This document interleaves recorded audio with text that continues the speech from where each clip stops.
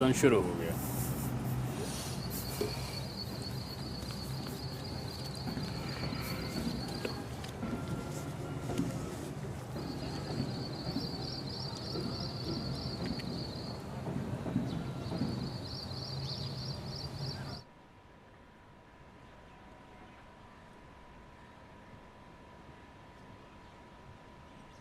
मेरे प्रिय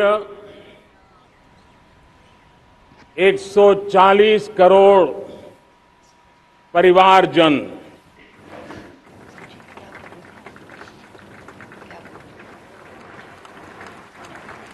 दुनिया का सबसे बड़ा लोकतंत्र और अब बहुत लोगों का अभिप्राय है कि जनसंख्या की दृष्टि से भी हम विश्व में नंबर 1 पर है। इतना बड़ा विशाल देश, 140 करोड़ देश कि मेरे भाई बहन, मेरे परिवारजन आज आजादी का पर्व मना रहे हैं। मैं देश के कोटि कोटि जनों को, देश और दुनिया में भारत को प्यार करने वाले, भारत का सम्मान करने वाले, भारत का गौरव करने वाले कोटि कोटि जनों को आजादी के इस महान पवित्र पर्व की अनेक अनेक शुभकामनाएं देता हूं। मेरे प्यारे परिवारजन, पूज्य बापू के नेतृत्व में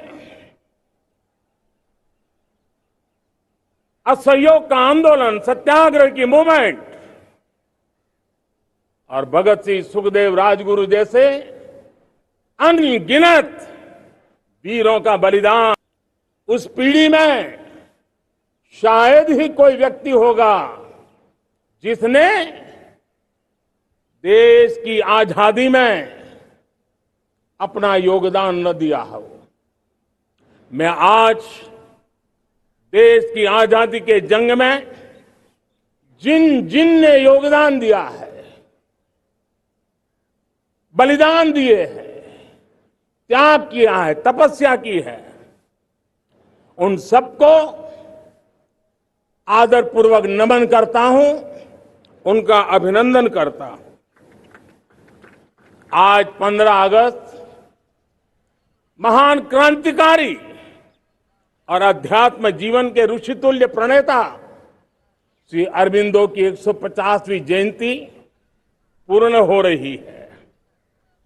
ये वर्ष स्वामी दयानंद सरस्वती के 150वीं जयंती का वर्ष है। ये वर्ष रानी दुर्गावती के 500वीं जन्मशती का बहुत ही पवित्र अवसर है, जो पूरा देश बड़े धामधूम से मनाने वाला है। ये वर्ष मीराबाई, भक्ति योग की सिरमौर मीराबाई के 525 वर्ष का भी ये पावन पर्व है। ये बार जो 26 जनवरी हम मनाएंगे वो हमारे गणतंत्र दिवस की 75वीं वर्षगांठ होगी। अनेक प्रकार से अनेक अवसर, अनेक संभावनाएं राष्ट्र निर्माण में जुटे रहने के लिए, पल पल नई प्रेरणा, पल पल नई चेतना, पल पल सपने, पल पल संकल्प, शायद इससे बड़ा कोई अवसर नहीं हो सकता। मेरे प्यारे परिवारजन, इस बार प्राकृतिक आपदा ने देश के अनेक हिस्सों में अकल्पनीय संकट पैदा किए। जिन परिवारों ने इस संकट में सहन किया है, मैं उन सभी परिवारजनों के प्रति अपनी संवेदना प्रकट करता हूं और राज्य और केंद्र सरकार मिलकर के उन सभी संकटों से जल्दी से मुक्त होकर के फिर तेज गति से आगे बढ़ेंगे, ये मैं विश्वास दिलाता हूं। मेरे प्यारे परिवारजनों, पिछले कुछ सप्ताह नॉर्थ ईस्ट में, विशेषकर मणिपुर में और हिंदुस्तान के भी अन्य कुछ भागों में, लेकिन विशेषकर मणिपुर में जो हिंसा का दौर चला, कई लोगों को अपना जीवन खोना पड़ा, मां बेटियों के सम्मान के साथ खिलवाड़ हुआ। लेकिन कुछ दिनों से लगातार शांति की खबरें आ रही हैं। देश मणिपुर के लोगों के साथ है। देश मणिपुर के लोगों को पिछले कुछ दिनों से जो शांति बनाए रखी है, उस शांति के पर्व को आगे बढ़ाएं और शांति से ही समाधान का रास्ता निकलेगा और राज्य और केंद्र सरकार मिलकर के उन समस्याओं के समाधान के लिए भरपूर प्रयास कर रही है, करती रहेगी। मेरे प्यारे परिवारजनों, जब हम इतिहास की तरफ नजर करते हैं तो इतिहास में कुछ पल ऐसे आते हैं जो अपनी अमिट छाप छोड़ करके जाते हैं और उसका प्रभाव सदियों तक रहता है। और कभी कभी शुरुआत में वो बहुत छोटा लगता है, छोटी सी घटना लगती है, लेकिन वो अनेक समस्याओं की जड़ बन जाती है। हमें याद है 1000-1200 साल पहले इस देश पर आक्रमण हुआ। एक छोटे से राज्य के छोटे से राजा का पराजय हुआ, लेकिन तब पता तक नहीं था कि एक घटना भारत को 1000 साल की गुलामी में फंसा देगी।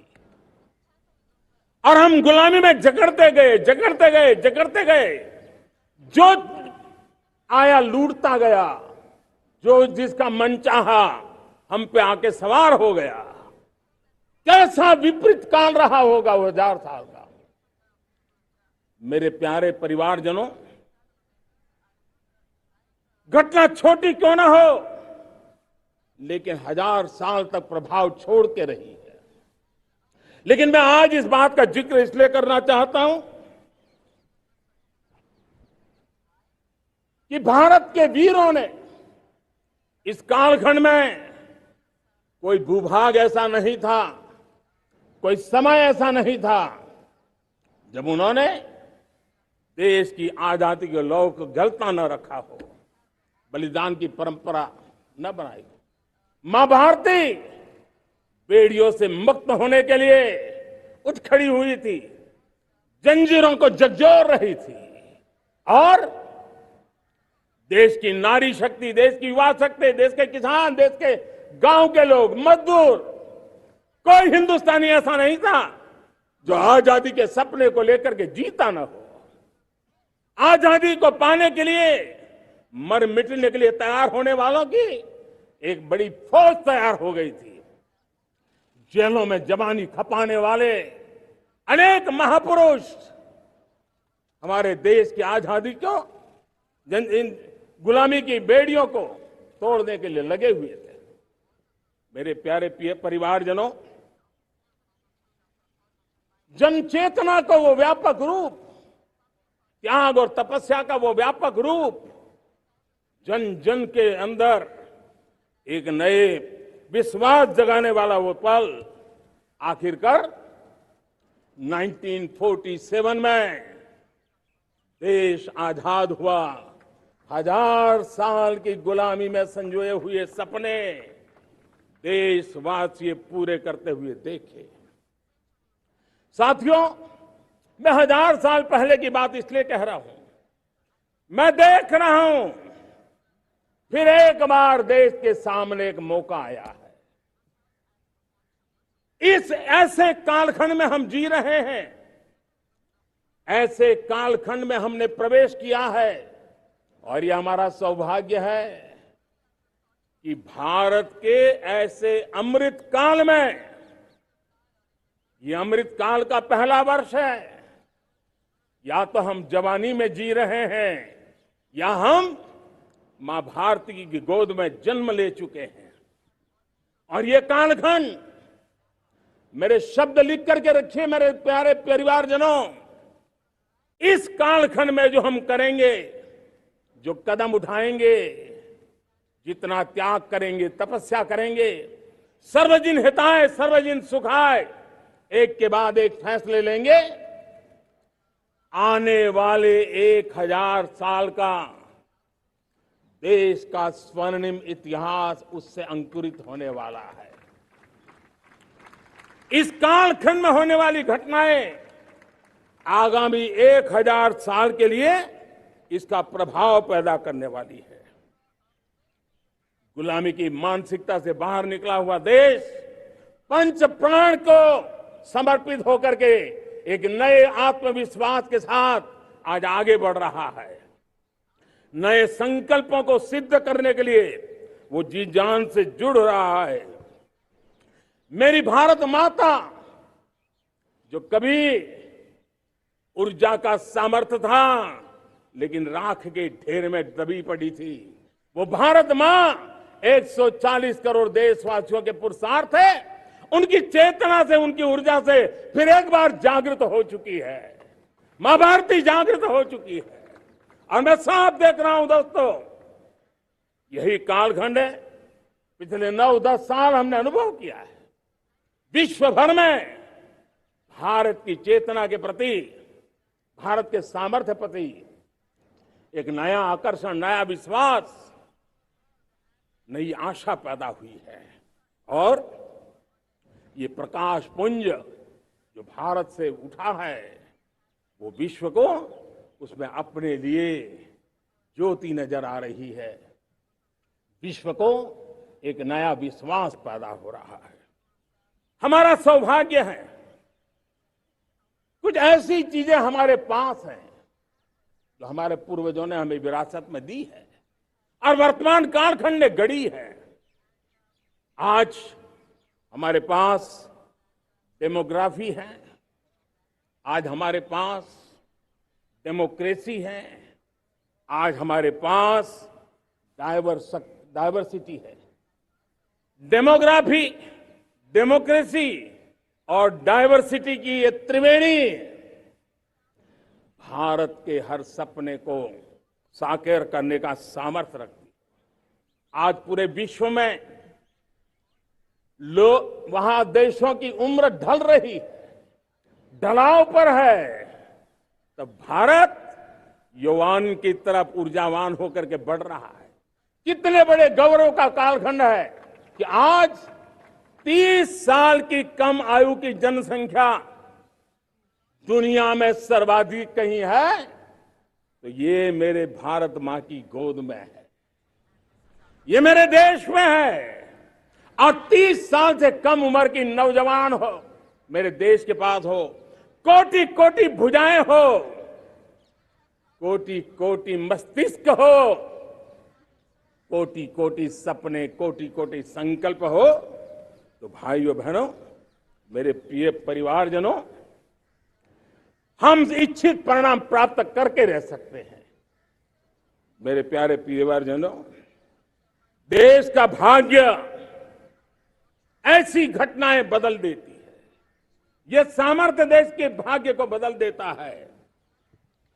भारत 1000 साल की गुलामी और आने वाले 1000 साल के भव्य भारत के बीच में पड़ाव पर हम खड़े हैं, एक ऐसी संधि पर खड़े हैं और इसलिए अब हमें न रुकना है न दुविधा में जीना है। मेरे प्यारे प्रिय परिवारजनों, हमें खोई हुई उस विरासत का गर्व करते हुए, खोई हुई समृद्धि को प्राप्त करते हुए हमें फिर एक बार,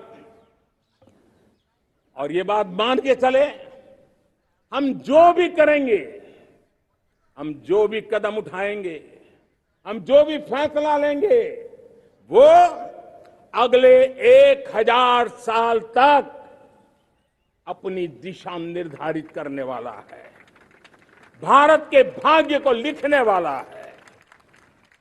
मैं आज मेरे देश के नौजवानों को, मेरे देश की बेटे बेटियों को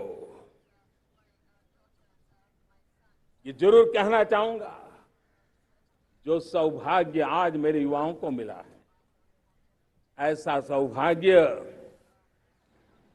शायद ही किसी के नसीब होता है जो आपके नसीब हुआ है, और इसलिए हमें ये गंवाना नहीं है। युवा शक्ति पर मेरा भरोसा है, युवा शक्ति में सामर्थ्य है, और हमारी नीतियां, हमारी रीतियां भी उस युवा सामर्थ्य को और बल देने के लिए है। आज मेरे युवाओं ने दुनिया में पहले 3 स्टार्टअप इकोसिस्टम में भारत को स्थान दिला दिया है। विश्व के युवाओं को अचंभा हो रहा है भारत के इस सामर्थ्य को लेकर के, भारत की इस ताकत को देख करके। आज दुनिया टेक्नोलॉजी ड्रिवन है, और आने वाला युग टेक्नोलॉजी से प्रभावित रहने वाला है, और तब टेक्नोलॉजी में भारत की जो टैलेंट है उसकी एक नई भूमिका रहने वाली है। साथियों, मैं पिछले दिनों G20 समिट में बाली गया था, और बाली में दुनिया के समृद्ध देश, दुनिया के विकसित देश भी, उनके मुखिया मुझे भारत की डिजिटल इंडिया की सफलता के लिए बारीकियों से जानने के लिए इच्छुक थे। हर कोई इसका सवाल पूछता था, और जब मैं उनको कहता था कि भारत ने जो कमाल किया है ना, वो दिल्ली, मुंबई, चेन्नई तक सीमित नहीं है। भारत ने जो कमाल कर रहा है, मेरे टियर 2, टियर 3 सिटी के युवा भी आज मेरे देश का भाग्य गढ़ रहे हैं, छोटे छोटे स्थान के मेरे नौजवान।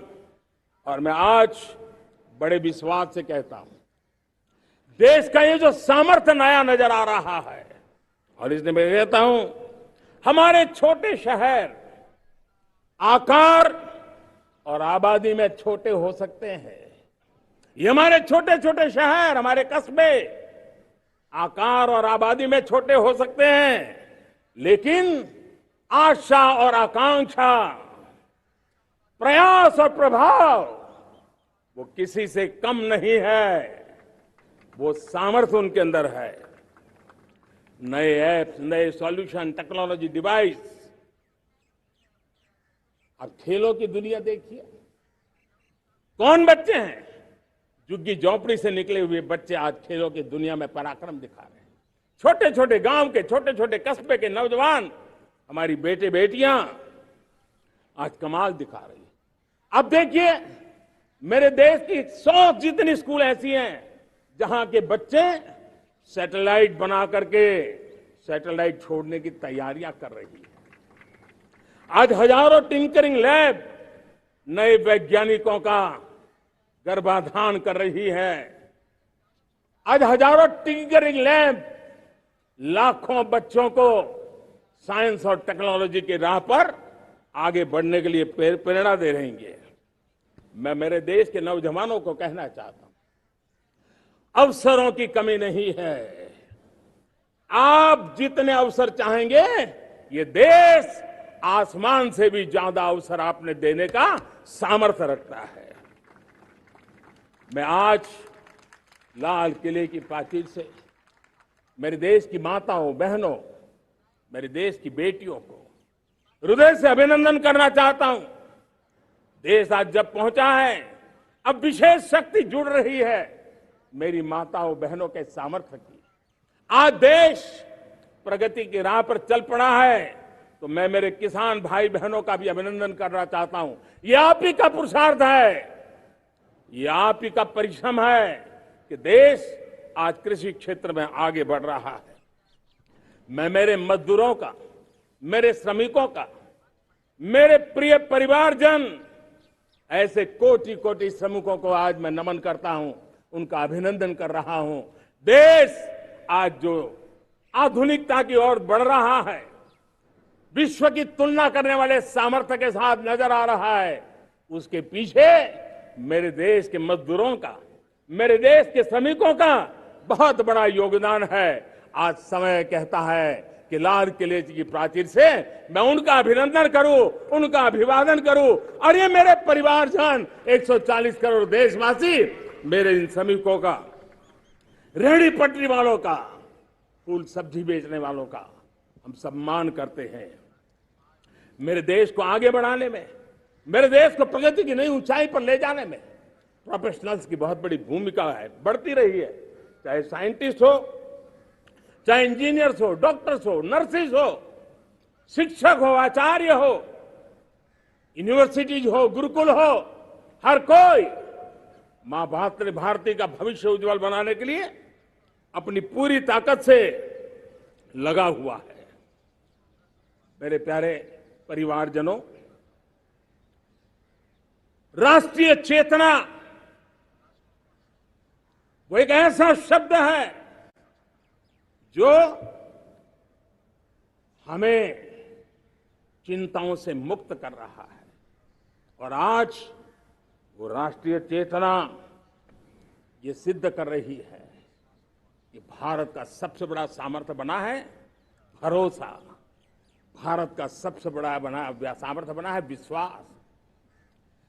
जन जन में हमारा विश्वास, जन जन का सरकार पर विश्वास, जन जन का देश के उज्जवल भविष्य पर विश्वास, और विश्व का भी भारत के प्रति विश्वास। ये विश्वास हमारी नीतियों का है, हमारी रीति का है।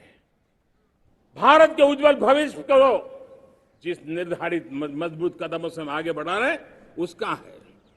भाइयों बहनों, मेरे प्यारे परिवारजनों, ये बात निश्चित है कि भारत का सामर्थ्य और भारत की संभावनाएं विश्वास की नई बुलंदियों को पार करने वाली है, और ये विश्वास की नई बुलंदियां नए सामर्थ्यों को लेकर के चलनी चाह रही है। आज देश में G20 समिट के मेहमान नवाजी का भारत को अवसर मिला है। अब पिछले एक साल से हिंदुस्तान के हर कोने में जिस प्रकार से G20 के अनेक ऐसे आयोजन हुए, अनेक कार्यक्रम हुए हैं, उसने देश के सामान्य मानवी के सामर्थ्य को विश्व को परिचित करा दिया है, भारत की विविधता का परिचय कराया है, भारत की डायवर्सिटी को दुनिया अचंभे से देख रही है, और उसके कारण भारत के तरफ आकर्षण बढ़ा है, भारत को जानने की, समझने की इच्छा जगी है। उसी प्रकार से आप देखिए एक्सपोर्ट, आज भारत का एक्सपोर्ट के तेजी से बढ़ रहा है, और मैं कहना चाहता हूं दुनिया के एक्सपर्ट्स इन सारे मानदंडों के आधार पर कह रहे हैं कि अब भारत रुकने वाला नहीं है। दुनिया की कोई भी रेटिंग एजेंसी होगी वो भारत का गौरव कर रही है। कोरोना काल के बाद दुनिया एक नए सिरे से सोचने लगी, और मैं विश्वास से देख रहा हूं कि जिस प्रकार से द्वितीय महायुद्ध के बाद, द्वितीय विश्व युद्ध के बाद दुनिया ने एक नया वर्ल्ड ऑर्डर आकार लिया था, मैं साफ साफ देख रहा हूं कि कोरोना के बाद एक नया विश्व ऑर्डर, एक नया ग्लोबल ऑर्डर, एक नया जियोपॉलिटिकल इक्वेशन, ये बहुत तेजी से आगे बढ़ रहा है। जियोपॉलिटिकल इक्वेशन की सारे व्याख्याएं बदल रही है, परिभाषाएं बदल रही है। और मेरे प्यारे परिवारजनों, आप गौरव करेंगे। बदलते हुए विश्व को शेप देने में आज मेरे 140 करोड़ देशवासियों आपका सामर्थ्य नजर आ रहा है। आप निर्णायक मोड़ पर खड़े हैं और कोरोना काल में भारत ने जिस प्रकार से देश को आगे बढ़ाया, दुनिया ने हमारे सामर्थ्य को देखा है।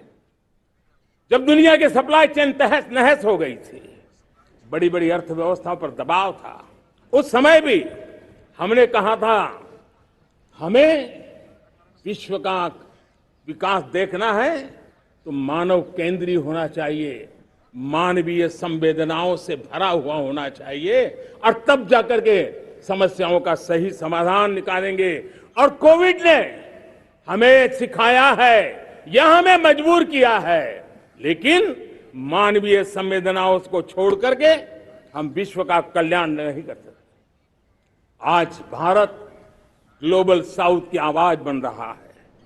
भारत की समृद्ध विरासत आज दुनिया के लिए एक अवसर बन रहा है। Global economy, global supply chain, इसमें भारत की हिस्सेदारी,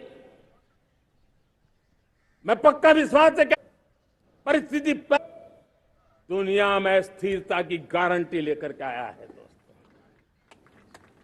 अब न हमारे मन में, न 140 करोड़ मेरे परिवारजनों के मन में और न ही दुनिया के मन में कोई इफ्स है, कोई बट्स है। विश्वास बन चुका है। मेरे प्यारे देशवासियों, अब गेंद हमारे पाले में है। हमें अवसर जाने नहीं देना चाहिए, हमें मौका छोड़ना नहीं चाहिए। भारत में मैं मेरे देशवासियों का इसलिए भी अभिनंदन करता हूं कि मेरे देशवासियों में एक नीर-क्षीर विवेक का सामर्थ्य है, समस्याओं की जड़ों को समझने का सामर्थ्य है।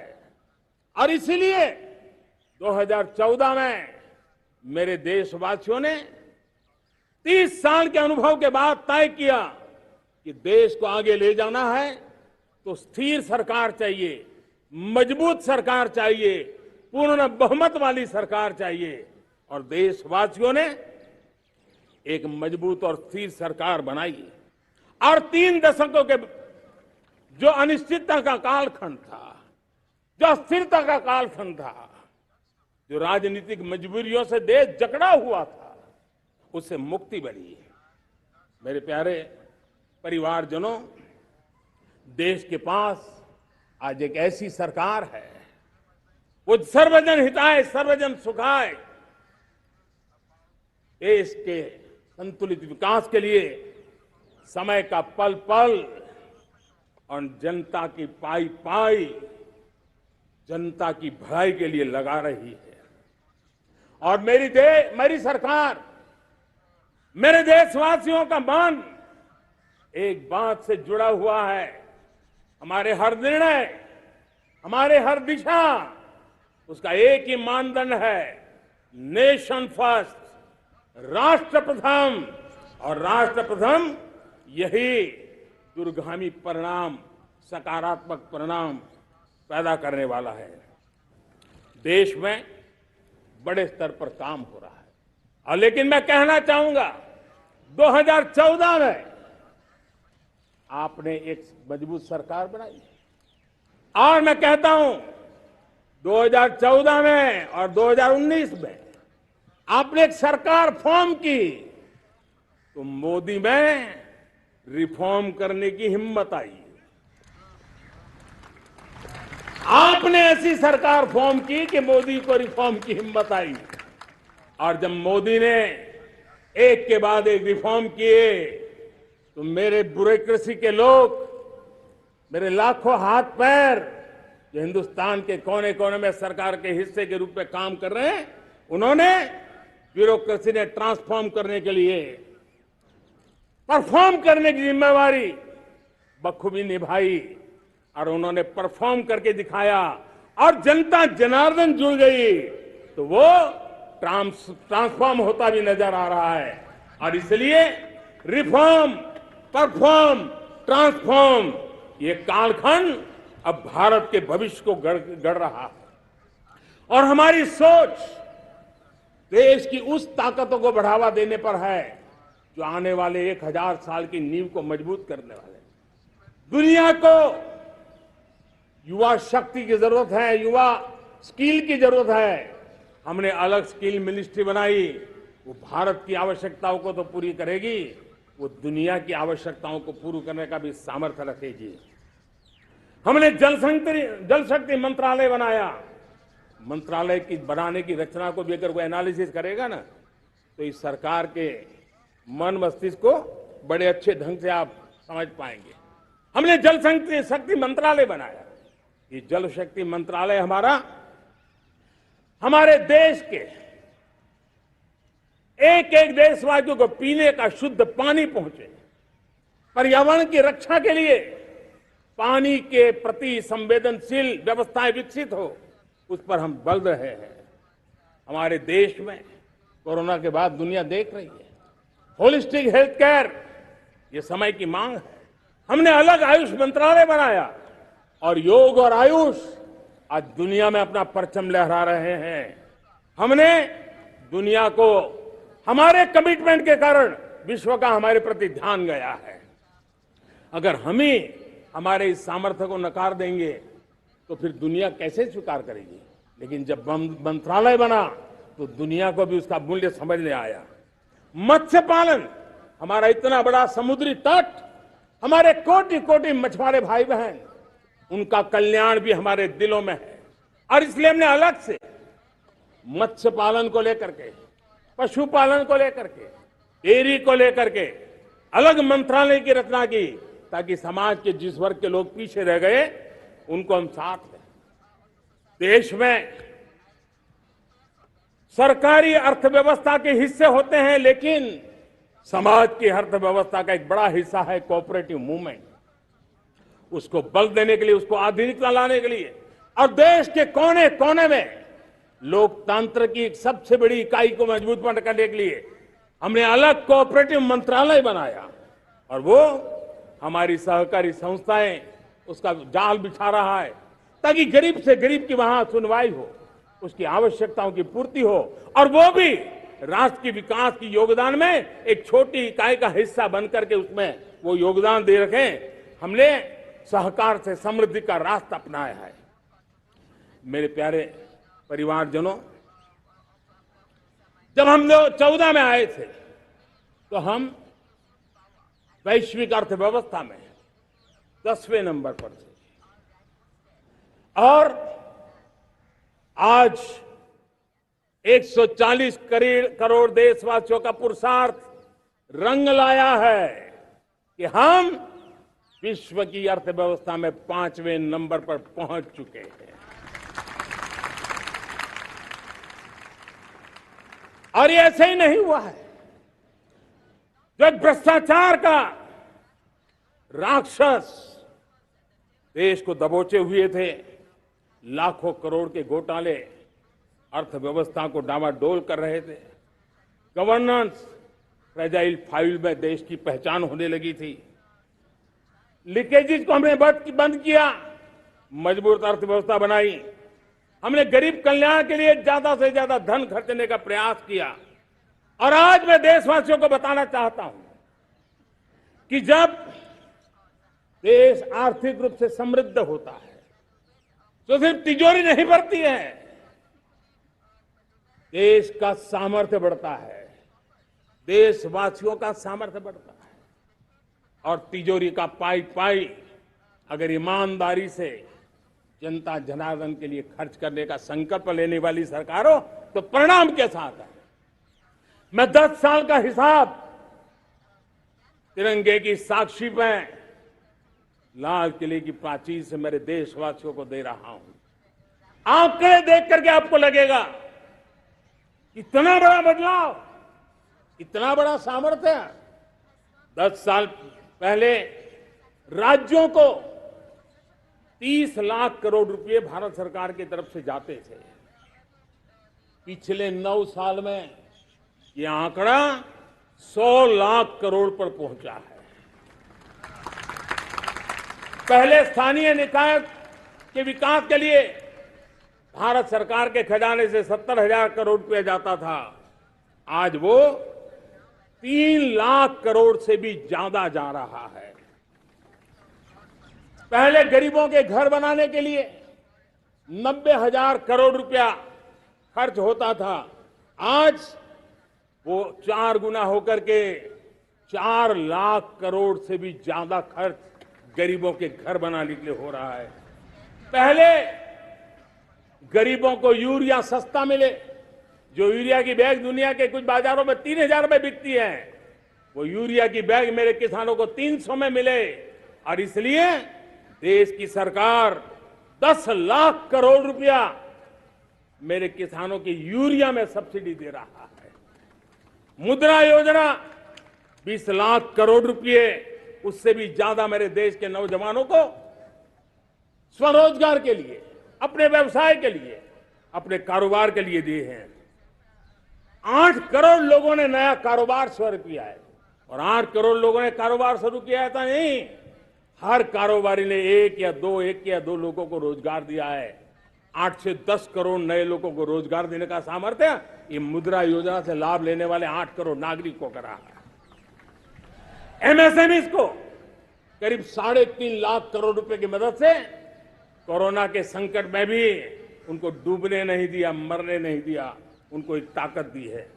1 रैंक 1 पेंशन मेरे देश के सेना के जवानों का एक सम्मान का विषय था। 70,000 करोड़ रुपया भारत की तिजोरी से आज पहुंचा है, मेरे निवृत्त सेना के नायकों के जेब में, उनके परिवार में पहुंचा है। सभी कैटेगरी में, मैंने तो कुछ ही गिनाए, मैं ज्यादा समय लेना नहीं चाहता। हर कैटेगरी में पहले की तुलना में अनेक गुना धन देश के विकास के लिए, कोने कोने में रोजगार पैदा करने के लिए, पाई पाई का उपयोग भारत का भाग्य बदलने के लिए हो, और इसलिए हमने काम किया है। और मेरे प्यारे प्रियजनों, इतना ही नहीं, हमने इन सारे प्रयासों का परिणाम है कि आज 5 साल के मेरे कार्यकाल में, 5 साल के कार्यकाल में, 5 साल में 13.5 करोड़ मेरे गरीब भाई बहन गरीबी की जंजीरों को तोड़ करके नियो मिडिल क्लास के रूप में बाहर आए हैं। जीवन का इससे बड़ा कोई संतोष नहीं होता। मेरे प्यारे प्रिय परिवारजनों, और जब 13.5 करोड़ लोग गरीबी की इस मुसीबतों से बाहर निकलते हैं, तो कैसी कैसी योजनाएं उनको मदद दी है। उनको आवास योजना का लाभ मिलना, पीएम स्वनिधि से 50,000 करोड़ रुपया रेहड़ी पटरी वालों तक पहुंचाया है। आने वाले दिनों में, आने वाली विश्वकर्मा जयंती पर एक कार्यक्रम हम लागू करेंगे। इस विश्वकर्मा जयंती पर हम करीब 13-15 हजार करोड़ रुपया से, जो परंपरागत कौशल्य से रहने वाले लोग, जो औजार से और अपने हाथ से काम करने वाला वर्ग है, ज्यादातर ओबीसी समुदाय से, हमारे सुथार हो, हमारे सोनार हो, हमारे राजमिस्त्री हो, हमारे कपड़े धोने वाले काम करने वाले लोग हो, हमारे बाल काटने वाले भाई बहन परिवार हो, ऐसे लोगों को एक नई ताकत देने के लिए हम आने वाले महीने में विश्वकर्मा जयंती पर विश्वकर्मा योजना लॉन्च करेंगे और करीब 13-15 हजार करोड़ से उसका प्रारंभ करेंगे। हमने पीएम किसान सम्मान निधि में 2.5 लाख करोड़ रुपया सीधा मेरे देश के किसानों के खाते में जमा किया है। हमने जल जीवन मिशन, हर घर में शुद्ध पानी पहुंचे, 2 लाख करोड़ रुपया खर्च किया है। हमने आयुष्मान भारत योजना, ताकि गरीब को बीमारी के कारण अस्पताल जाने से जो मुसीबत होती थी उसको मुक्ति दिलाना, उसको दवाई मिले, उसका उपचार हो, ऑपरेशन हो, अच्छे से अच्छी हॉस्पिटल में हो। आयुष्मान भारत योजना के तहत 70,000 करोड़ रुपए हमने लगाए हैं। पशुधन, देश ने कोरोना वैक्सीन की बात तो देश को याद है, 40,000 करोड़ रुपए लगाए, वो तो याद है। लेकिन आपको जानकर के खुशी होगी, हमने पशुधन को बचाने के लिए करीब करीब 15,000 करोड़ रुपया पशुधन के टीकाकरण के लिए लगाया है। मेरे प्यारे देशवासियों, मेरे प्यारे परिवारजनों, जन औषधि केंद्रों ने देश के सीनियर सिटीजन्स को, देश के मध्यम वर्गीय परिवार को एक नई ताकत दी है। जिस संयुक्त परिवार में अगर किसी को एक डायबिटीज जैसा हो जाए, 2-3 हजार रुपया दवाई का बिल स्वाभाविक हो जाता है। हमने जन औषधि केंद्र से जो दवाई बाजार में 100 रुपए में मिलती है, वो 10 रुपया, 15 रुपया, 20 रुपए में दी। और आज देश में 1,000 जन औषधि केंद्रों से मेरे इन बीमारी में जिनको दवाई की जरूरत थी, ऐसे लोगों के करीब 20,000 करोड़ रुपया उनके जेब में बचा है। और ये ज्यादातर मध्यम वर्ग के परिवार के लोग हैं। लेकिन आज उसकी सफलता को देखते हुए मैं देशवासियों को कहना चाहता हूं, जैसे हम एक विश्वकर्मा योजना लेकर के समाज के उस वर्ग को छूने वाले हैं, अब देश में 10,000 जन औषधि केंद्र से हम 25,000 जन औषधि केंद्र का लक्ष्य लेकर के आने वाले दिनों में काम करने वाले हैं। मेरे प्यारे परिवारजनों, जब देश में गरीबी कम होती है तो देश की मध्यम वर्ग की ताकत बहुत बढ़ती है। और अगर दुनिया में, और मैं आपको विश्वास दिलाता हूं, आने वाले 5 साल में मोदी का गारंटी है, देश पहले 3 वैश्विक इकोनॉमी में अपना जगह ले लेगा। ये पक्का जगह ले लेगा। आज जो 13.5 करोड़ गरीबी से बाहर आए हुए लोग हैं, वो एक प्रकार से मध्यम वर्ग की ताकत बन जाते हैं। जब गरीब की खरीद शक्ति बढ़ती है तो मध्यम वर्ग की व्यापार शक्ति बढ़ती है। जब गांव की खरीद शक्ति बढ़ती है तब कस्बे और शहर की आर्थिक व्यवस्था और तेज गति से दौड़ती है। और यही इंटरकनेक्टेड हमारा अर्थचक्र होता है। हम उसको बल देकर के आगे चलना चाहते हैं। मेरे प्यारे परिवारजनों, शहर के अंदर जो कमजोर लोग रहते हैं, बिना घर को मुसीबत रहती है, मध्यम वर्ग के परिवार अपना खुद का घर का सपना देख रहे हैं, हम उसके लिए भी आने वाले कुछ सालों के लिए एक योजना लेकर के आ रहे हैं। और जिसमें ऐसे मेरे परिवारजन जो शहरों में अपना घर, शहरों में रहते हैं लेकिन किराए के मकान पे रहते हैं, झुग्गी झोपड़ी में रहते हैं, चाल में रहते हैं, अनऑथराइज कॉलोनीज में रहते हैं, ऐसे मेरे परिवारजन अगर अपना मकान बनाना चाहते हैं तो बैंक से जो लोन मिलेगा उसके ब्याज के अंदर राहत देकर के लाखों रुपयों की मदद करने का हमने निर्णय किया है। मेरे मध्यम वर्ग के परिवार को जब 2 लाख से 7 लाख इनकम टैक्स की सीमा बढ़ जाती है तो सबसे बड़ा लाभ सैलरी क्लास को होता है, मेरे मध्यम वर्ग को होता है। इंटरनेट का डेटा बहुत महंगा था 2014 के पहले, आज दुनिया का सबसे सस्ता इंटरनेट का डेटा का खर्चा हो रहा है। हर परिवार के पैसे बच रहे हैं। मेरे प्यारे परिवारजनों, विश्व कोरोना के बाद अभी तक उभर नहीं पाया है। युद्ध ने फिर एक नई मुसीबत पैदा की है। आज दुनिया महंगाई के संकट से जूझ रही है। पूरी दुनिया की अर्थव्यवस्था को महंगाई ने दबोच के रखा है। हम भी दुनिया से जिन सामान की जरूरत होती है लाते हैं, तो हमें सामान तो इंपोर्ट करते हैं। हमारा दुर्भाग्य है कि हमें महंगाई भी इंपोर्ट करनी पड़ती है, क्योंकि पूरी दुनिया को महंगाई ने जकड़ के रखा है। लेकिन मेरे प्यारे परिवारजनों, भारत ने महंगाई को नियंत्रित रखने के लिए भरसक प्रयास किए हैं। पिछले कालखंड की तुलना में हमें कुछ सफलता भी मिली है, लेकिन इतने से संतोष नहीं मान सकते। दुनिया से हमारी चीजें अच्छी है, इतने बात से हम सोच नहीं सकते। मुझे तो मेरे देशवासियों को महंगाई की बोझ कम से कम हो, इस दिशा में और भी कदम उठाने हैं और हम उस कदम को उठा के रहेंगे। मेरा प्रयास निरंतर जारी रहेगा। मेरे प्यारे परिवारजनों, आज देश अनेक क्षमताओं को लेकर के आगे बढ़ रहा है। देश आधुनिकता की तरफ आगे बढ़ने के लिए काम कर रहा है। आज देश रिन्यूएबल एनर्जी पे काम कर रहा है। आज देश ग्रीन हाइड्रोजन पे काम कर रहा है। देश की स्पेस पे क्षमता बढ़ रही है, तो देश की डीप सी मिशन में भी सफलता के साथ आगे चल रहा है। देश में रेल आधुनिक हो रही है, तो वंदे भारत बुलेट ट्रेन भी आज देश के अंदर काम कर रही है।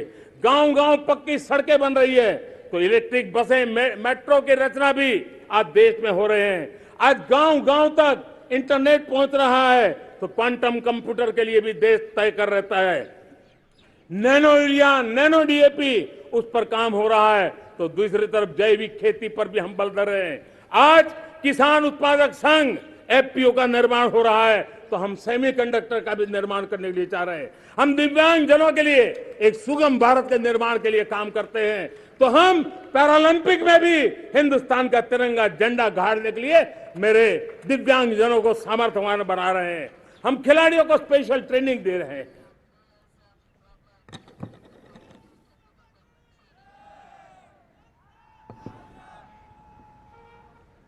आज भारत पुरानी सोच, पुराने ढर्रे को छोड़ करके लक्ष्यों को तय करके लक्ष्यों को प्राप्त करने की दिशा से चल रहा है। और जब मैं कहता हूं ना कि जिसका शिलान्यास हमारी सरकार करती है, उसका उद्घाटन भी हमारे कालखंड में करते हैं। इन दिनों जो मैं शिलान्यास कर रहा हूं ना, आप लिख के रखिए, उसके उद्घाटन भी आप सबने मेरे नसीब में ही छोड़े हुए हैं। हमारी कार्य संस्कृति बड़ा सोचना, दूर का सोचना, सर्वजन हिताय सर्वजन सुखाय सोचना, यह हमारी कार्यशैली रही है। और सोच से भी ज्यादा, संकल्प से भी ज्यादा हासिल कैसे करना, इस ऊर्जा के साथ हम काम करते हैं। हमने आजादी के काल अमृत महोत्सव में 75,000 अमृत सरोवर बनाने का संकल्प किया था। उस समय हमने हर जिले में 75 अमृत सरोवर बनाने का संकल्प किया था। करीब 50-55 हजार अमृत सरोवर की कल्पना की थी, लेकिन आज करीब 75,000 अमृत सरोवर का काम निर्माण हो रहा है। ये अपने आप में बहुत बड़ा काम हो रहा है। जनशक्ति और जल शक्ति की ताकत भारत के पर्यावरण की रक्षा में भी काम आने वाली है। 18,000 गांवों तक बिजली पहुंचाना, जनधन बैंक खाते खोलना, बेटियों के लिए शौचालय बनाना, सारे टारगेट समय के पहले पूरी शक्ति से पूरे करेगा। और जब भारत ठान लेता है तो उसे पूरा करके रहता है। ये हमारा ट्रैक रिकॉर्ड कहता है। 200 करोड़ वैक्सीनेशन का काम, दुनिया हमें जब पूछती है 200 करोड़ सुनती है, उनकी आंखें फट जाती है। इतना बड़ा काम ये मेरे देश के आंगनवाड़ी वर्कर, हमारी आशा वर्कर, हमारी हेल्थ वर्कर, उन्होंने करके दिखाया। यह मेरे देश का सामर्थ्य है। 5G को रोल आउट किया, दुनिया में सबसे तेज गति से 5G रोल आउट करने वाला मेरा देश है। 700 से अधिक जिलों तक हम पहुंच चुके हैं और अब 6G की भी तैयारी कर रहे हैं। हमने ट्रांसपोर्ट बना दिया है। रिन्यूएबल एनर्जी, हम टारगेट से पहले चले हैं। हमने रिन्यूएबल एनर्जी 2030 का जो टारगेट तय किया था, 21-22 में इसको पूरा कर दिया। हमने इथेनॉल में 20% ब्लेंडिंग की बात कही थी, वो भी हमने समय से 5 साल पहले पूरा कर दिया। हमने $500 बिलियन के एक्सपोर्ट की बात की थी, वो भी समय के पहले $500 बिलियन से ज्यादा कर दिया। हमने तय किया, जो हमारे देश में 25 साल से चर्चा हो रही थी कि देश में नई संसद बने, पार्लियामेंट का कोई सत्र ऐसा नहीं था नई संसद के। ये मोदी है समय के पहले नई संसद बना करके रख दिया। मेरे प्यारे भाई बहनों, ये काम करने वाली सरकार है, निर्धारित लक्ष्यों को पार करने वाली सरकार है। ये नया भारत है, ये आत्मविश्वास से भरा हुआ भारत है, ये संकल्पों को चरितार्थ करने के लिए जी जान से जुटा हुआ भारत है। और इसलिए ये भारत न रुकता है, ये भारत न थकता है, ये भारत न हाँफता है और न ही ये भारत हारता है। और इसलिए मेरे प्यारे परिवारजनों, आर्थिक शक्ति बढ़ी है तो हमारी सामरिक शक्ति को भी एक नई ताकत मिली है। हमारी सीमाएं पहले से अधिक सुरक्षित हुई है और मेरे सीमा पर बैठे हुए मेरे जवान जो देश की सीमाओं की रक्षा कर रहे हैं और मेरे देश की आंतरिक सुरक्षा के संभालने वाले यूनिफॉर्म फोर्सेस, मैं आजादी के इस पावन पर्व पर उनको भी अनेक अनेक बधाई देते हुए मेरी बात को आगे बढ़ाता हूं। सेना का अधिकरण हो, हमारी सेना युवा बने, हमारी सेना बैटल के लिए रेडी, युद्ध योग्य बने, इसलिए निरंतर रिफॉर्म का काम आज हमारी सेना में हो रहा है। मेरे प्यारे परिवारजनों, आए दिन हम लोग सुना करते थे, यहां बम धमाका हुआ, वहां बम धमाका हुआ, हर जगह पे लिखा हुआ रहता था कि इस बैग को मत छूना, अनाउंसमेंट होते रहते थे। आज देश सुरक्षा की अनुभूति कर रहा है और जब सुरक्षा होती है, शांति होती है, तो प्रगति के नए अरमान हम पूरे कर सकते हैं। उसको लिए सीरियल बम धमाके का जमाना बीती हुई बात हो गई है। निर्दोषों के जो मौत होते थे वो बीते हुए कल की बात हो गई है। आज देश में आतंकी हमलों में भारी कमी आई है। नक्सल प्रभावित क्षेत्रों में भी बहुत बड़ा बदलाव आया है, बहुत बड़ा परिवर्तन का एक वातावरण बना है। मेरे प्यारे परिवारजनों, प्रगति के हर चीज में, लेकिन जब 2047 हम एक विकसित भारत का सपना लेकर के चल रहे हैं तब, और वो सपना नहीं, 140 करोड़ देशवासियों का संकल्प है और उस संकल्प को सिद्ध करने के लिए परिश्रम की पराकाष्ठा भी है। और उसकी सबसे बड़ी ताकत होती है वो राष्ट्रीय चरित्र होता है। दुनिया में जिन जिन देशों ने प्रगति की है, दुनिया में जो जो देश संकटों से वो पार करके निकले हैं, उसमें हर चीज के साथ साथ एक महत्वपूर्ण कैटलिक एजेंट रहा है, वो राष्ट्रीय चरित्र रहा है। और हमें राष्ट्रीय चरित्र के लिए और बल देते हुए हमें आगे बढ़ना होगा। हमारा देश, हमारा राष्ट्रीय चरित्र ओजस्वी हो, तेजस्वी हो, पुरुषार्थी हो, पराक्रमी हो, प्रखर हो, ये हम सबका सामूहिक दायित्व है। और आने वाले 25 साल हम एक ही मंत्र को लेकर चले, ये हमारे राष्ट्रीय चरित्र के सिरमौर होना चाहिए, एकता का संदेश, भारत की एकता को जीना, भारत की एकता को आंच आए, न ऐसी मेरी भाषा होगी, न ऐसा मेरा कोई कदम होगा। हर पल देश को जोड़ने का प्रयास मेरी तरफ से भी होता रहेगा। भारत की एकता हमें सामर्थ्य देती है। उत्तर हो, दक्षिण हो, पूर्व हो, पश्चिम हो, गांव हो, शहर हो, पुरुष हो, नारी हो, हम सब ने एकता के भाव के साथ और विविधता भरे देश में एकता का सामर्थ्य होता है। और दूसरी महत्व की बात मैं देख रहा हूं, अगर 2047 में हमें हमारे देश को विकसित भारत के रूप में देखना है तो हमें श्रेष्ठ भारत के मंत्र को जीना होगा, हमें चरितार्थ करना होगा। अब हमारे प्रोडक्शन में, मैंने 2014 में कहा था जीरो डिफेक्ट, जीरो इफेक्ट। दुनिया के किसी भी टेबल पर मेक इन इंडिया चीज हो तो दुनिया को विश्वास होना चाहिए, इससे बेहतर दुनिया में कुछ नहीं हो सकता है। ये अल्टीमेट होगा। हमारी हर चीज, हमारी सर्विसेज होगी तो श्रेष्ठ होगी, हमारे शब्द की ताकत होगी तो श्रेष्ठ होगी, हमारी संस्थाएं होगी तो श्रेष्ठ होगी, हमारी निर्णय प्रक्रियाएं होगी तो श्रेष्ठ होगी। ये श्रेष्ठता का भाव लेकर के हमें चलना होगा। तीसरी बात है, देश में आगे बढ़ाने के लिए एक अतिरिक्त शक्ति का सामर्थ्य भारत को आगे ले जाने वाला है, और वो है विमेन लेड डेवलपमेंट।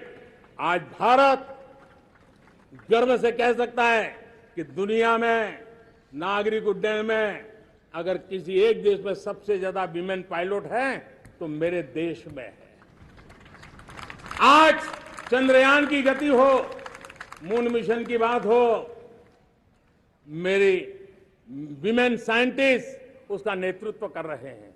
आज विमेन सेल्फ हेल्प ग्रुप हो, मेरी 2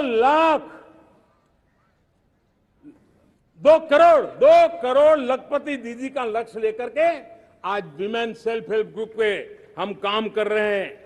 हम हमारी नारी शक्ति के सामर्थ्य को बढ़ावा देते हुए विमेन लेड डेवलपमेंट के, और जब G20 में मैंने विमेन लेड डेवलपमेंट के विषय को आगे बढ़ाया है तो पूरा G20 समूह इसके महत्व को स्वीकार कर रहा है, और उसके महत्व को स्वीकार कर करके वो उसको बहुत बल दे रहे हैं। उसी प्रकार से भारत विविधताओं से भरा देश है। असंतुलित विकास के हम शिकार रहे हैं। मेरा पराया का के कारण हमारे देश के कुछ हिस्से उसके शिकार रहे हैं। अब हमें रीजनल एस्पिरेशंस को, संतुलित विकास को बल देना है, और रीजनल एस्पिरेशंस को लेकर के उस भावना को हमें सम्मान देते हुए, जैसे हमारी भारत मां का कोई, हमारा शरीर का कोई अंग अगर अविकसित रहे तो हमारा शरीर विकसित नहीं माना जाएगा। हमारा शरीर का कोई अंग दुर्बल रहे तो हमारा शरीर स्वस्थ नहीं माना जाएगा। वैसे ही मेरी भारत माता, उसका कोई एक भूभाग भी, समाज का कोई तबका भी अगर दुर्बल रहे तो मेरी भारत माता समर्थ है, स्वस्थ है, ऐसा बैठ करके हम नहीं बैठ सकते। और इसलिए रीजनल एस्पिरेशंस को हमने एड्रेस करने की आवश्यकता है, और इसलिए हम समाज का सर्वांगीण विकास हो, सर्वस्पर्शी विकास हो, भूभाग के हर क्षेत्र को उसकी अपनी ताकत को खिलने का अवसर मिले, उस दिशा में आगे बढ़ना चाहते हैं। मेरे प्यारे परिवारजनों, भारत एक मदर ऑफ डेमोक्रेसी है। भारत मॉडल ऑफ डायवर्सिटी भी है। भाषाएं अनेक हैं, बोलियां अनेक हैं, परिधान अनेक है, विविधताएं बहुत है। हमने उन सारे लोगों को आधार पर आगे बढ़ना है। मेरे प्यारे परिवारजनों, देश के जब मैं एकता की बात करता हूं, तब अगर घटना मणिपुर में होती है तो पीड़ा महाराष्ट्र में होती है। अगर बाढ़ आसाम में आती है तो बेचैन केरला हो जाता है। हिंदुस्तान के किसी भी हिस्से में कुछ भी हो, हम एक अंगांगी भाव की अनुभूति करते हैं। मेरे देश की बेटियों पर जुल्म न हो, यह हमारा सामाजिक भी दायित्व है, यह हमारा पारिवारिक दायित्व भी है, और ये देश के नाते हम सबका दायित्व है। आज जब अफगानिस्तान से गुरु ग्रंथ साहब के स्वरूप को लाते हैं तो पूरा देश गौरव की अनुभूति करता है। जब आज दुनिया के किसी देश में कोविड के काल में मेरा कोई सिख भाई लंगर लगाता है, भूखों को खिलाता है और दुनिया में वाहवाही होती है, तो हिंदुस्तान का सीना चौड़ा हो जाता है।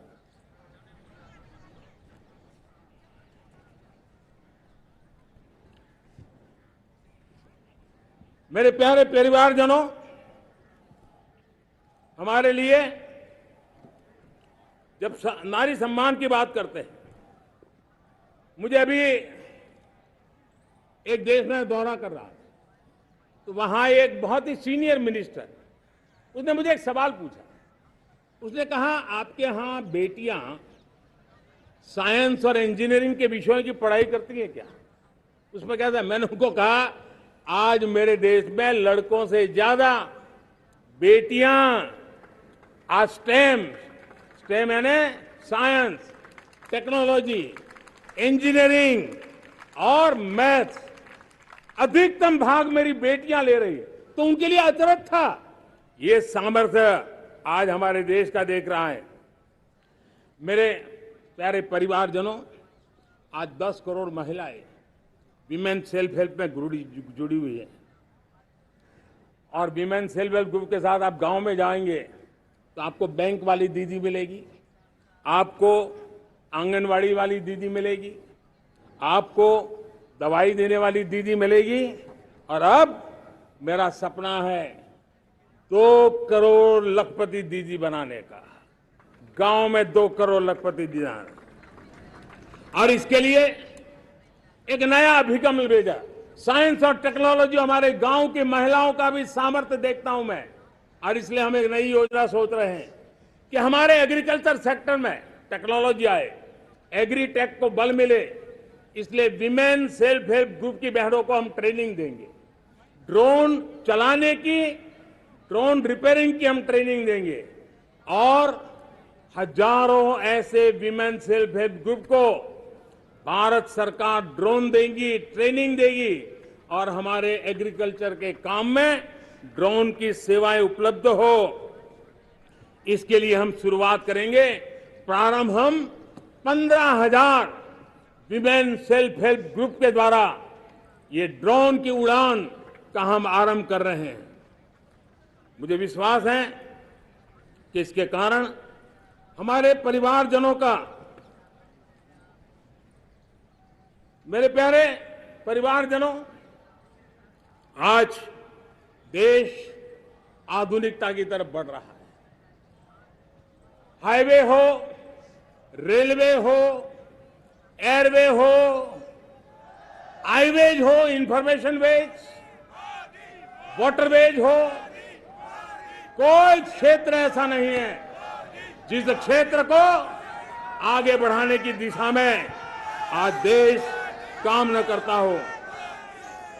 पिछले 9 वर्ष में तटीय क्षेत्रों में हमने, आदिवासी क्षेत्र में, हमारे पहाड़ी क्षेत्र में विकास को बहुत बढ़ दिया है। हमने पर्वतमाला, भारतमाला ऐसी योजनाओं के द्वारा समाज के उस वर्ग को हमने बल दिया है। हमने गैस की पाइपलाइन से हमारे पूर्वी भारत को जोड़ने का काम किया है। हमने अस्पतालों की संख्या बढ़ाई है, हमने डॉक्टर की सीटें बढ़ाई है ताकि हमारे बच्चे डॉक्टर बनने का सपना पूरा कर सके। हमने मातृभाषा में पढ़ाने पर बल दिया है, अब मातृभाषा में वो पढ़ाई कर सके उस दिशा में। और मैं भारत के सुप्रीम कोर्ट का भी धन्यवाद करता हूं कि भारत की सुप्रीम कोर्ट ने कहा है कि आप जो जजमेंट देंगे उसका जो ऑपरेटिव पार्ट होगा वो जो अदालत में आया है उसकी भाषा में उसको उपलब्ध होगा। मातृभाषा का महात्म्य आज बढ़ रहा है। मेरे प्यारे भाई परिवारजनों, आज तक हमारे देश के जो बॉर्डर विलेज हैं, हमने वाइब्रेंट बॉर्डर विलेज का एक कार्यक्रम शुरू किया है। और वाइब्रेंट बॉर्डर विलेज, अब तक इसके लिए कहा जाता था देश का आखिरी गांव। हमने उस पूरी सोच को बदला है। वो देश का आखिरी गांव नहीं है, सीमा पर जो नजर आ रहा है वो मेरे देश का पहला गांव है। अगर सूरज उगता है पूरब में तो उस तरफ के गांव में पहली सूरज की किरण आती है। अगर सूरज ढलता है तो इस तरफ के गांव में आखिरी किरण उसका लाभ मिलता है।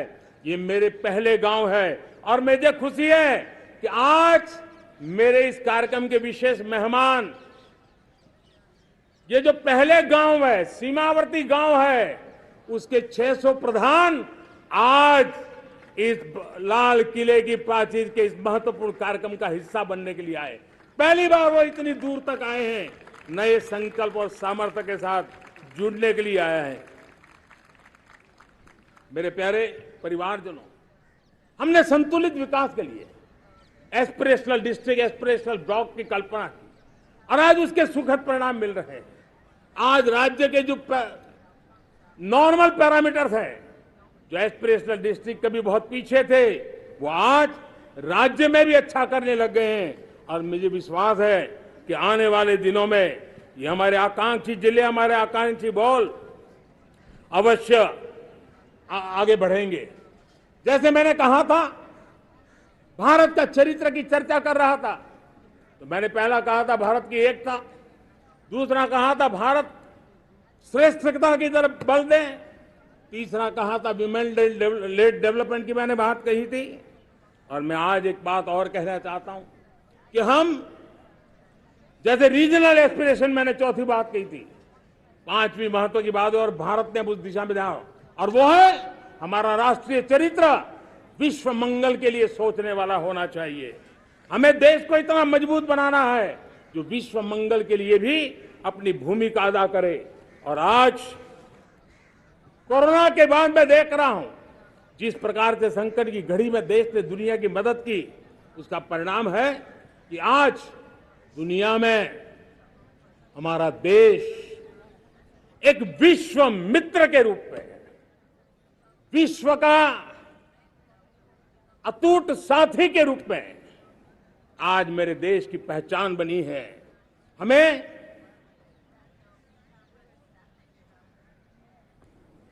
जब विश्व मंगल की बात करते हैं तब भारत का मूलभूत विचार है, उस विचार को हम आगे बढ़ाने लोग हैं। और मुझे खुशी है कि आज अमेरिकी संसद के भी कई चुने हुए गणमान्य प्रतिनिधि भी आज हमारे 15 अगस्त के इस अवसर में हमारे बीच में मौजूद है। भारत की सोच कैसी है, हम विश्व मंगल की बात को कैसे आगे बढ़ाते हैं। अब देखिए, हम जब सोचते हैं तो क्या कहते हैं, हमने दुनिया के सामने ये दर्शन रखा है और दुनिया उस दर्शन को लेकर के हमारे साथ जुड़ रही है। हमने कहा one sun, one world, one grid. Renewable energy के क्षेत्र में एक बहुत बड़ा हमारा स्टेटमेंट है, आज दुनिया उसको स्वीकार कर रही है। कोविड के बाद हमने दुनिया को कहा हमारा अप्रोच होना चाहिए वन अर्थ, वन हेल्थ। समस्याओं का समाधान तभी होगा जब मानव को, पशु को, पौधे को बीमारी के संबंध में समान रूप से एड्रेस किया जाएगा, तब जाकर के हम करेंगे। हमने G20 समिट के लिए दुनिया के सामने कहा है one world, one family, one future. इस सोच को लेकर के चल रहे हैं। हमने क्लाइमेट को लेकर के दुनिया जो संकट से जूझ रही है, हमने रास्ता दिखाया है, लाइफ मिशन लॉन्च किया है, लाइफस्टाइल फॉर एनवायरमेंट। हमने दुनिया के सामने इंटरनेशनल सोलर अलायंस बनाया और आज दुनिया के कई देश इंटरनेशनल सोलर अलायंस का हिस्सा बन रहे हैं। हमने बायोडायवर्सिटी का महत्व देखते हुए बिग कैट अलायंस की व्यवस्था को हमने आगे बढ़ाया है। हमने प्राकृतिक आपदा के कारण, ग्लोबल वार्मिंग के कारण इंफ्रास्ट्रक्चर का जो नुकसान होता है, उसके लिए दूरगामी व्यवस्थाओं की जरूरत है और इसलिए coalition for disaster resilient infrastructure CDRI एक समाधान के रूप में दुनिया को दिया है। विश्व आज समुद्रों को संघर्ष का केंद्र बना रहा है, तब हमने दुनिया को सागर का प्लेटफॉर्म दिया है जो वैश्विक समुद्री शांति की गारंटी बन सकता है। हमने पारंपरिक चिकित्सा पद्धतियों को बल देते हुए WHO का एक ग्लोबल लेवल का सेंटर हिंदुस्तान में बनाने की दिशा में काम किया है। हमने योग और आयुष के द्वारा विश्व कल्याण और विश्व के स्वस्थता की दिशा में काम किया है। और आज भारत विश्व मंगल की मजबूत नींव डाल रहा है। इस मजबूत नींव को आगे बढ़ाना हम सबका काम है, हम सबकी जिम्मेवारी है। मेरे प्यारे परिवारजनों, सपने अनेक है, संकल्प साफ है, नीतियां स्पष्ट है, नियत के सामने कोई सवाल या निशान नहीं है। लेकिन कुछ सच्चाइयों को हमें स्वीकार करना पड़ेगा और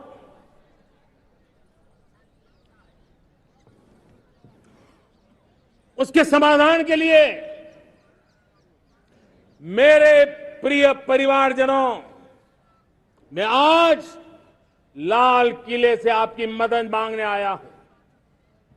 मैं लाल किले से आपके आशीर्वाद मांगने आया हूं, क्योंकि पिछले सालों मैंने देश को जो समझा है, देश की आवश्यकताओं को जो मैंने परखा है, और अनुभव के आधार पर मैं कह रहा हूं कि आज गंभीरतापूर्वक उन चीजों को हमें लेना होगा। आजादी के अमृतकाल में 2047 में जब देश आजादी के 100 साल मनाएगा, उस समय दुनिया में भारत का तिरंगा झंडा विकसित भारत का तिरंगा झंडा होना चाहिए।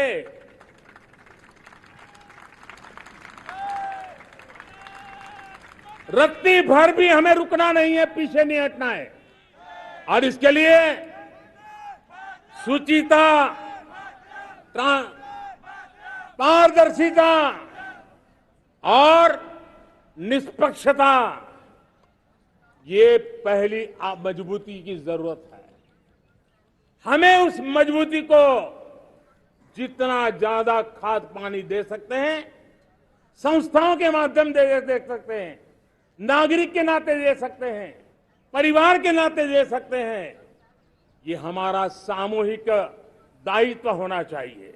और इसलिए पिछले 75 साल का इतिहास देखिए, भारत के सामर्थ्य में कोई कमी नहीं थी। अरे जो देश कभी सोना की चिड़िया कहा जाता था, वो देश क्यों न फिर से उस सामर्थ्य को लेकर के खड़ा हो सकता है।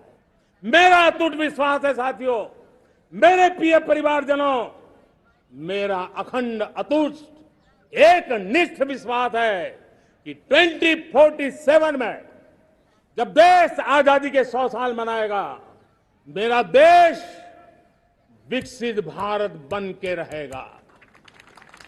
और ये मैं मेरे देश के सामर्थ्य के आधार पर कह रहा हूं, मेरे उपलब्ध संसाधनों के आधार पर कह रहा हूं, और सबसे ज्यादा 30 से कम आयु वाली मेरी युवा शक्ति के भरोसे कह रहा हूं, मेरी माताओं बहनों के सामर्थ्य के भरोसे कह रहा हूं। लेकिन उसके सामने अगर कोई रुकावट है, कुछ विकृतियां पिछले 75 साल में ऐसे घर कर गई है, हमारी समाज व्यवस्था का ऐसा हिस्सा बन गई है कि कभी कभी तो हम आंख भी बंद कर देते हैं। अब आंख बंद करने का समय नहीं है। अगर सपनों को सिद्ध करना है, संकल्प को पार करना है, तो हमें ये आंख मिचौली बंद करके, आंख में आंख मिला करके 3 बुराइयों से लड़ना बहुत समय की मांग है। हमारे देश की सारी समस्याओं की जड़ में भ्रष्टाचार ने दिमक की तरह देश की सारी व्यवस्थाओं को, देश के सामर्थ्य को पूरी तरह नोच लिया है। भ्रष्टाचार से मुक्ति, भ्रष्टाचार के खिलाफ जंग हर इकाई में, हर क्षेत्र में। और मैं देशवासियों, मेरे प्रिय परिवारजनों, ये मोदी के जीवन का कमिटमेंट है, ये मेरे व्यक्तित्व का एक कमिटमेंट है कि मैं भ्रष्टाचार के खिलाफ लड़ाई लड़ता रहूंगा। दूसरा, हमारे देश को नोच लिया है परिवारवाद ने। इस परिवारवाद ने देश को जिस प्रकार से जकड़ के रखा है, उसने देश के लोगों का हक छीना है। और तीसरी बुराई तुष्टीकरण की है। ये तुष्टीकरण में भी देश के मूलभूत चिंतन को, देश के सर्व समावेशक हमारे राष्ट्रीय चरित्र को दाग लगा दिए, तहस नहस कर दिया है इन लोगों ने। और इसलिए मेरे प्यारे देशवासियों, इसलिए मेरे प्यारे परिवारजनों, हमें इन 3 बुराइयों के खिलाफ पूरे सामर्थ्य के साथ लड़ना है। भ्रष्टाचार, परिवारवाद, तुष्टीकरण, ये चुनौतियां हमारे ये ऐसी चीजें पनपी है जो हमारे देश के लोगों का जो आकांक्षा है उसका दमन करती है। हमारे देश के कुछ लोगों के पास जो छोटा मोटा सामर्थ्य है उसका शोषण करती है। ये ऐसी चीजें हैं जो हमारे लोगों की आशा आकांक्षाओं को सवाल या निशान में गाड़ देती है। हमारे गरीब हो, हमारे दलित हो, हमारे पिछड़े हो, हमारे पसमानदा हो, हमारे आदिवासी भाई बहन हो, हमारी माताएं बहनें हो, हमने सबने उनके हकों के लिए इन 3 बुराइयों से मुक्ति पानी है। हमें भ्रष्टाचार के खिलाफ एक नफरत का माहौल बनाना है। जैसे गंदगी हमें नफरत पैदा करती है ना मन में, गंदगी पसंद नहीं है, ये सार्वजनिक जीवन की इससे बड़ी कोई गंदगी नहीं हो सकती। और इसलिए हमारे स्वच्छता अभियान को एक नया मोड़ ये भी देना है कि हमें भ्रष्टाचार से मुक्ति पानी है। सरकार टेक्नोलॉजी से भ्रष्टाचार की मुक्ति के लिए बहुत प्रयास कर रही है। आपको जानकर के हैरानी होगी, इस देश में पिछले 9 साल में एक काम मैंने ऐसे किया, आंकड़ा सुनोगे तो लोगों का मोदी ऐसा करता है जैसे 10 करोड़ लोग करीब करीब जो गलत फायदा उठाते थे वो मैंने रोक दिया। तो आप में से कोई कहेगा आपने लोगों से अन्याय कर दिया। जी नहीं, ये 10 करोड़ कौन लोग थे? ये 10 करोड़ वो लोग थे जिनका जन्म ही नहीं हुआ था और उनके नाम पर उनके विडो हो जाते थे, वो वृद्ध हो जाते थे, वो दिव्यांग हो जाते थे, फायदे लिए जाते थे। 10 करोड़ ऐसे बेनामी जो चीजें चलती थी उसको रोकने का पवित्र काम, भ्रष्टाचारियों की संपत्ति जो हमने जब्त की है ना, वो पहले की तुलना में 20 गुना ज्यादा की है। मेरे प्यारे परिवारजनों, ये आपकी कमाई का पैसा लोग लेकर के भागे थे, 20 गुना ज्यादा संपत्ति को जब्त करने का। और इसलिए लोगों की मेरे प्रति नाराजगी होना बहुत स्वाभाविक है, लेकिन मुझे भ्रष्टाचार के खिलाफ की लड़ाई को आगे बढ़ाना है। हमारे सरकारी व्यवस्था ने पहले कैमरा के सामने तो कुछ हो जाता था, लेकिन बाद में चीजें अटक जाती थी। हमने पहले की तुलना में कई गुना ज्यादा अदालत में चार्जशीट की है और अब जमानतें भी नहीं मिलती हैं। वैसी पक्की व्यवस्था को लेकर के हम आगे बढ़ रहे हैं, क्योंकि हम ईमानदारी से भ्रष्टाचार के खिलाफ लड़ रहे हैं। आज परिवारवाद और तुष्टीकरण, इसने देश का बहुत बड़ा दुर्भाग्य किया है। अब लोकतंत्र में ये कैसे हो सकता है कि पॉलिटिकल पार्टी, और मैं विशेष बल दे रहा हूं पॉलिटिकल पार्टी, आज मेरे देश के लोकतंत्र में एक ऐसी विकृति आई है जो कभी भारत के लोकतंत्र को मजबूती नहीं दे सकती। और वो क्या है बीमारी? परिवारवादी पार्टियां।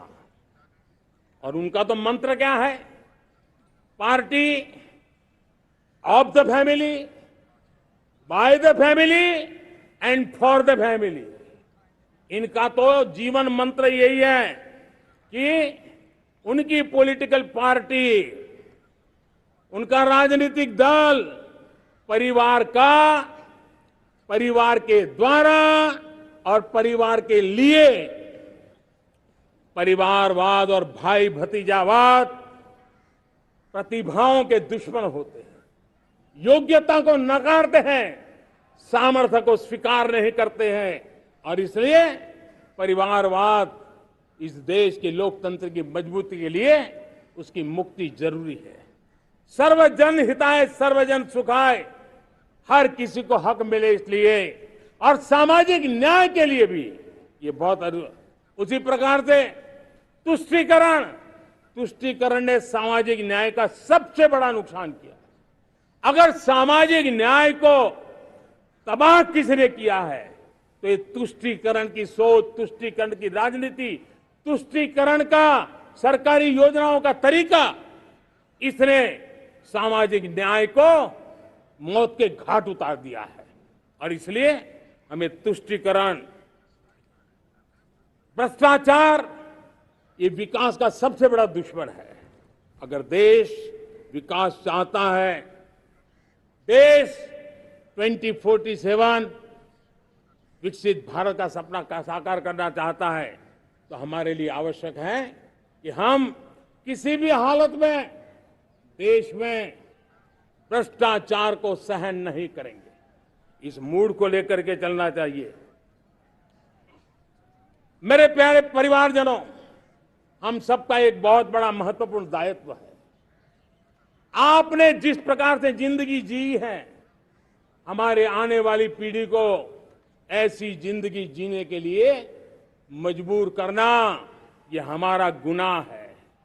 यह हमारा दायित्व है कि हमारे आने वाली पीढ़ी को हम ऐसा समृद्ध देश दें, ऐसा संतुलित देश दें, ऐसा सामाजिक न्याय की धरोहर वाला देश दें, ताकि छोटी छोटी चीजों को पाने के लिए उन्हें कभी भी संघर्ष न करना पड़े। हम सभी का कर्तव्य, हर नागरिक का कर्तव्य है, और ये अमृत काल कर्तव्य काल है। हम कर्तव्य से पीछे नहीं हो सकते। हमें वो भारत बनाना है जो पूज्य बापू के सपनों का था। हमें वो भारत बनाना है जो हमारे स्वतंत्र सेनानियों का सपना था। हमें वो भारत बनाना है जो हमारे वीर शहीदों का था, हमारी वीरांगनाओं का था, जिन्होंने मातृभूमि के लिए अपना जीवन दे दिया था। मेरे प्यारे परिवारजनों, मैं जब 2014 में आपके पास आया था, तब 2014 में मैं परिवर्तन का वादा लेकर के आया था। 2014 में मैंने आपको वादा किया था मैं परिवर्तन लाऊंगा, और 140 करोड़ मेरे परिवारजन, आपने मुझ पे भरोसा किया और मैंने विश्वास पूरा करने की कोशिश की। रिफॉर्म, परफॉर्म, ट्रांसफॉर्म, वो 5 साल जो वादा था वो विश्वास में बदल गया, क्योंकि मैंने परिवर्तन का वादा किया था। रिफॉर्म, परफॉर्म, ट्रांसफॉर्म के द्वारा मैंने इस वादे को विश्वास में बदल दिया। कठोर परिश्रम किया है, देश के लिए किया है, शान से किया है, सिर्फ और सिर्फ नेशन फर्स्ट, राष्ट्र सर्वोपरि, इस भाव से किया है। 2019 में परफॉर्मेंस के आधार पर आप सबने मुझे फिर से आशीर्वाद दिया। परिवर्तन का वादा मुझे यहां ले आया, परफॉर्मेंस मुझे दोबारा ले आया, और आने वाले 5 साल अभूतपूर्व विकास के हैं। 2047 के सपने को साकार करने का सबसे बड़ा स्वर्णिम पल आने वाले 5 साल है। और अगली बार 15 अगस्त को इसी लाल किले से मैं आपको देश की उपलब्धियां, आपके सामर्थ्य, आपके संकल्प, उसमें हुई प्रगति, उसकी जो सफलता है, उसके गौरवगान, उससे भी अधिक आत्मविश्वास के सामने, आपके सामने मैं प्रस्तुत करूंगा। मेरे प्यारे प्रियजनों, मेरे परिवारजनों, मैं आप में से आता हूं, मैं आपके बीच से निकला हूं, मैं आपके लिए जीता हूं। अगर मुझे सपना भी आता है तो आपके लिए आता है। अगर मैं पसीना भी बहाता हूं तो आपके लिए बहाता हूं, क्योंकि इसलिए नहीं कि आपने मुझे दायित्व दिया है, मैं इसलिए कर रहा हूं कि आप मेरे परिवारजन हैं, और आपके परिवार के सदस्य के नाते मैं आपके किसी दुख को देख नहीं सकता हूं, मैं आपके सपनों को चूर चूर होते नहीं देख सकता हूं, मैं आपके संकल्प को सिद्धि तक ले जाने के लिए आपका एक साथी बन करके, आपका एक सेवक बन करके, आपके साथ जुड़े रहने का, आपके साथ जीने का, आपके लिए जूझने का मैं संकल्प लेकर के चला हुआ इंसान हूं। और मुझे विश्वास है हमारे पूर्वजों ने आजादी के लिए जो जंग लड़ा था, जो सपने देखे थे, वो सपने हमारे साथ है। आजादी के जंग में जिन्होंने बलिदान दिया था, उनके आशीर्वाद हमारे साथ है। और 140 करोड़ देशवासियों को एक ऐसा अवसर आया है, ये अवसर हमारे लिए एक बहुत बड़ा संबल लेकर के आया है। और इसलिए मेरे प्यारे प्रियजनों, आज जब मैं अमृत काल में आपके साथ बात कर रहा हूं, ये अमृत काल का पहला वर्ष है।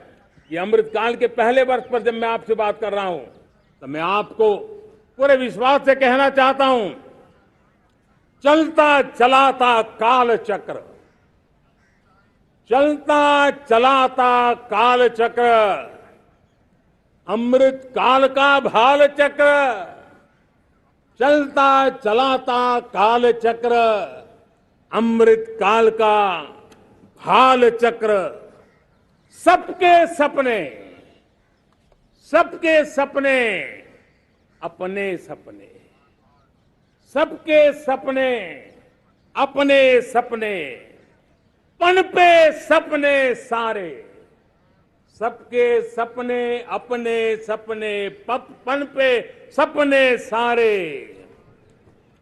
धीर चले, वीर चले, धीर चले, वीर चले, चले युवा हमारे, धीर चले, वीर चले, चले युवा हमारे, नीति सही, नीति सही, रीति नहीं, नीति सही, रीति नहीं, गति सही, गति सही, राह नहीं, गति सही, राह नहीं।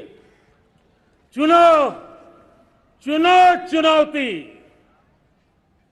चुनो चुनौती सीना तान, चुनो चुनौती सीना तान, जग में बढ़ाओ देश का नाम, चुनो चुनौती सीना तान, जग में बढ़ाओ देश का नाम।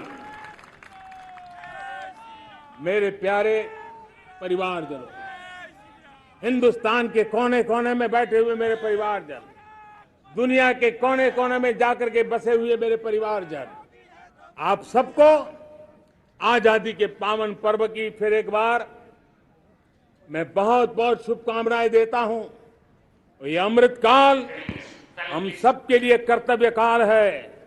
ये अमृत काल हम सबको मां भारती के लिए कुछ कर गुजारने का काल है। आजादी का जब जंग चल रहा था, 1947 के पहले जो पीढ़ी ने जन्म लिया था, उन्हें देश के लिए मरने का मौका मिला था।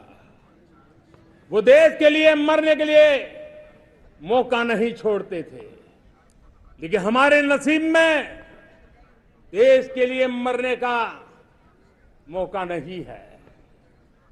लेकिन हमारे लिए देश के लिए जीने का ये इससे बड़ा कोई अवसर नहीं होता। हमें पल पल देश के लिए जीना है। इसी संकल्प के साथ इस अमृत काल में 140 करोड़ देशवासियों के सपने संकल्प भी बनाने हैं। 140 करोड़ देशवासियों के संकल्प को सिद्धि में भी परिवर्तित करना है। और 2047 का जब तिरंगा झंडा फहरेगा तो विश्व एक विकसित भारत का गुणगान करता होगा।